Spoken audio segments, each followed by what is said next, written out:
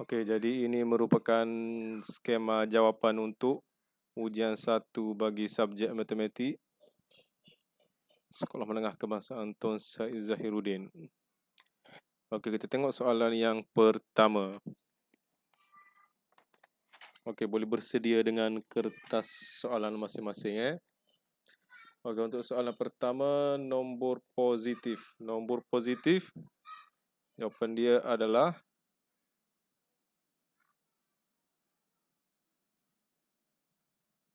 5 sahaja. Okey, seterusnya nombor negatif, ada 3 jawapan dia. Negatif 3/8, negatif 7 dan negatif 4/5. Manakala untuk integer positif, jawapan dia 5 sahaja. Beza antara integer dan nombor adalah integer dia tidak mengandungi pecahan dan perpuluhan. Hanya nombor bulat semata-mata. Okey, seterusnya integer negatif. Jawapan dia negatif 7. Okey, untuk nombor positif 1 markah, nombor negatif 1 markah, integer positif 1 markah, integer negatif 1 markah. Jumlah keseluruhan 4 markah. Okey, seterusnya soalan kedua. Lengkapkan setiap garis nombor berikut. Okey, untuk mengetahui setiap nombor yang berada pada tempat kosong, pertama sekali kita tengok nombor yang bersebelahan sebagai kata kunci kita. Jadi nombor bersebelahan sama ada kita boleh ambil kosong dengan 3 ataupun 3 dan 6.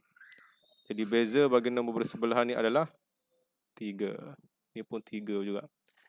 Jadi daripada beza nombor 3 ni kita akan dapat tahu nombor yang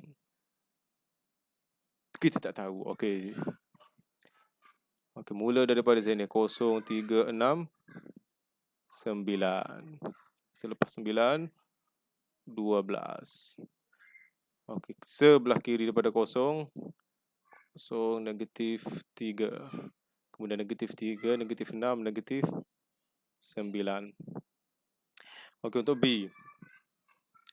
Sama juga kita cari nombor yang bersebelahan untuk kita tahu dia punya jarak satu bahagian ni. Jadi 10 dan 15. Beza dia adalah 5. Di 10, 15, 20.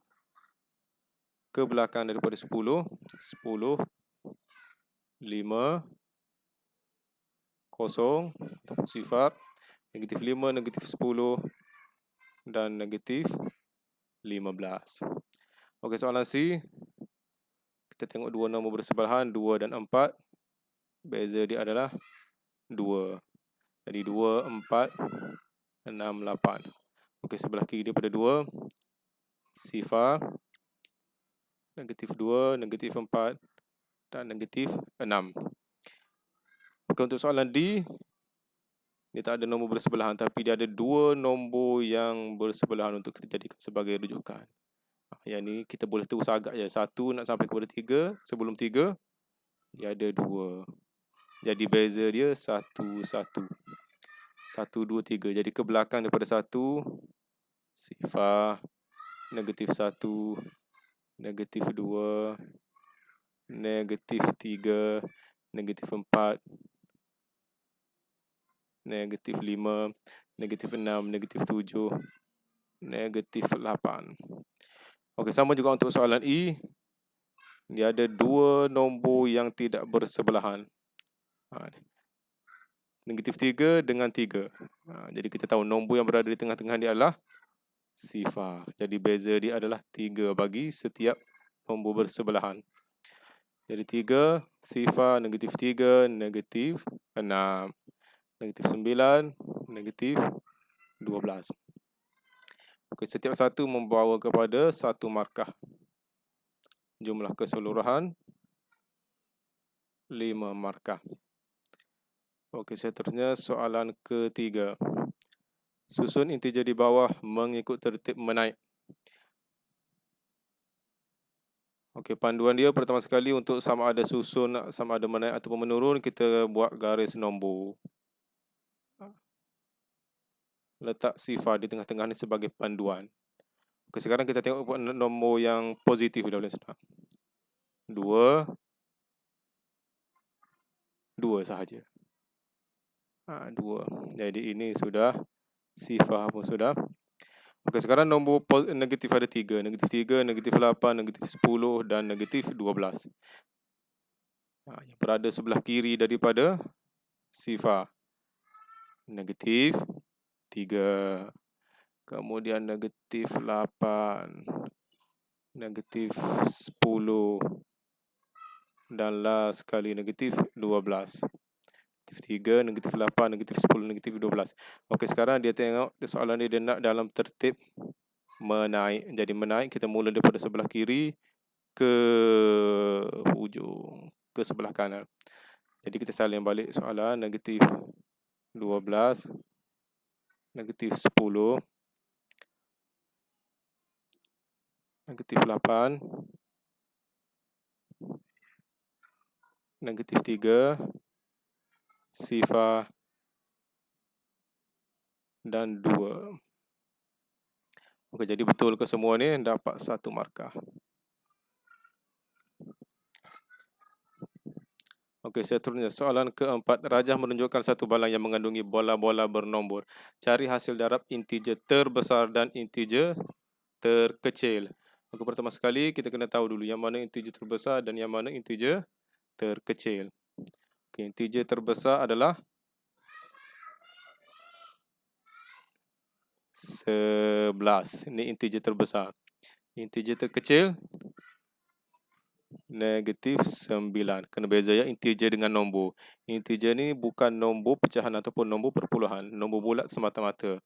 Jadi kita tahu ada dua nombor integer terbesar. Ni.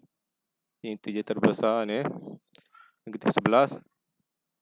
Integer terkecil negatif 9. Okey, jadi hasil darab dia 11 darab negatif 9. Dapat jawapan negatif 99.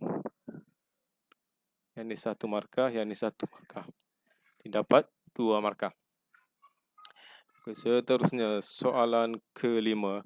Pada rajah, isikan setiap petak dengan nombor yang betul supaya menghasilkan nilai seperti dalam pentagon yang ditunjukkan.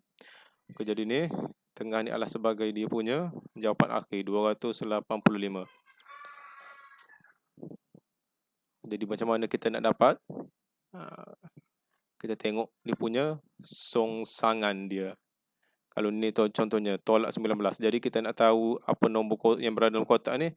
285 tambah 19. Dapat dalam kotak ni 304. Untuk bahagi 5 sama juga. Kita tengok nombor yang berada dalam kotak ni kita nak tahu. Kita songsangkan operasi dia. Bahagi 5 kita buat 285 darab 5. Dapat 1425. Sama juga ni untuk 95 darab ni. Jadi ambil 285 bahagi dengan 95. Dapat 3. Jadi satu betul, dapat 1 markah. Jumlah 3 markah. Seterusnya jadual menunjukkan suhu purata bagi 7 buah bandaraya dalam suatu bulan tertentu.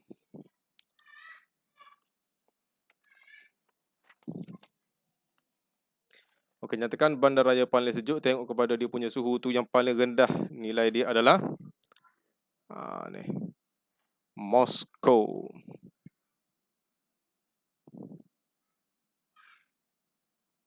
Cari beza suhu antara Montreal dan Cape Town.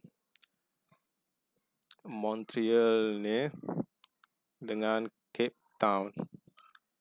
Beza adalah kita ambil nombor yang besar tolakkan dengan nombor yang kecil. Jadi nombor yang besar adalah Cape Town 18 tolak. Oleh sebab Montreal ni dia punya negatif 15, jadi kita kena buat dalam kurungan negatif 15. Okey, cikgu ulang sekali lagi. 18 tolak negatif 15. Kenapa tolak? Sebab beza. Beza operasi tolak. Jadi apabila kita buka kurungan dia akan jadi 18 tolak-tolak dia akan jadi tambah ataupun negatif-negatif jadi positif 15. Jadi jawapan akhir dia 33 darjah Celsius. Nyatakan bilangan bandara yang lebih panas daripada Sydney. Okey, Sydney ni 16 ni. Ni kan 16. Yang lebih tinggi daripada 16. Maksudnya lebih panas, lebih tinggi suhu dia. 1, 2, 3, 4. Ni nak silap ni. Ini 8 ni tak ni. Jadi 3 sahaja.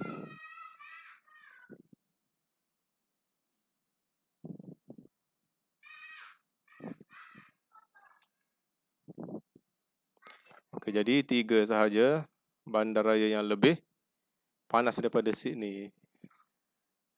Sebab dia kata bilangan, jadi tak payahlah nak tulis dia punya nama bandar. Tulis sahaja 3.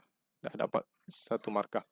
1 markah bagi setiap soalan. Jumlah dia 3 markah.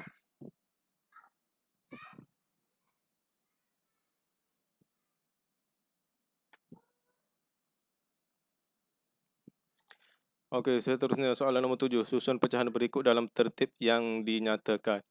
Okay, untuk pecahan, untuk lebih selamat ataupun lebih menyenangkan, kita tukar dulu semua pecahan ni kepada perpuluhan. Baru kita akan nampak yang mana susunan ni, sama ada yang lebih kecil ataupun yang lebih besar. Contohnya 8/9. Jadi tukar kepada perpuluhan, dia akan jadi 0.89. Negatif 4/3.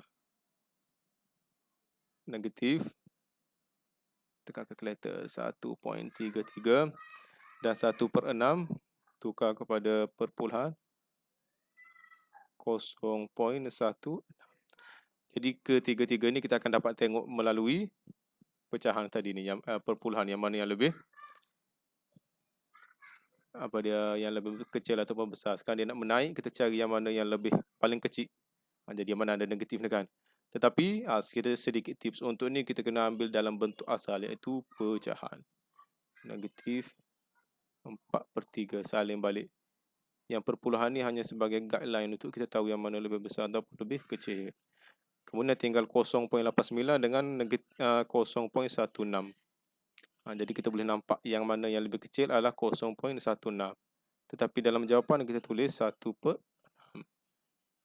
Dan last sekali 8/9. Yang paling besar. Sama juga untuk soalan B. Tukar dulu semua sekali kepada bentuk pecahan, perpuluhan.